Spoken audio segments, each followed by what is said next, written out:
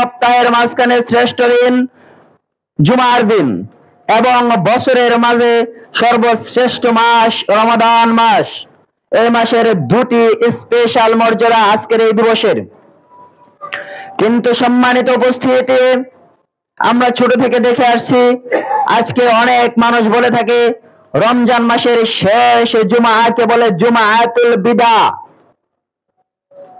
12 চাঁদের খুতবাগুলোতে একটি খুতবায় রয়েছে জুমাতুল বিদা, মানে এই দুইটি মর্যাদা তাদের পছন্দ না। এই শেষ জুমাকে আবার তারা বলে জুমাতুল বিদা বলে স্পেশালিটি দেওয়া হয়। জুমাতুল বিদার স্পেশাল করণীয় বর্জনীয়, জুমাতুল বিদার স্পেশাল আমল রয়েছে, এগুলো সম্পূর্ণ বিদআত।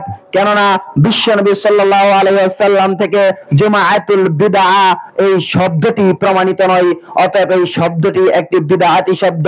অতএব জুমাতুল বিদআ বলতে কোন জুমা নেই। এটি হচ্ছে রমজান মাসের শেষ জুমা।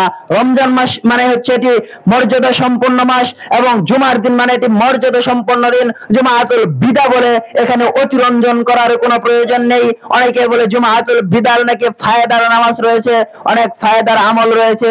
আচ্ছা, ফায়দার নামাজ আপনি বলতেছেন, তাহলে বেফায়দার নামাজ কোনটা? বেফায়দার কি কোনো নামাজ আছে? বেফায়দার কি কোনো জুমা আছে? না, প্রত্যেকটি ফায়দার নামাজ, প্রত্যেকটি হচ্ছে ফায়দার জুমা।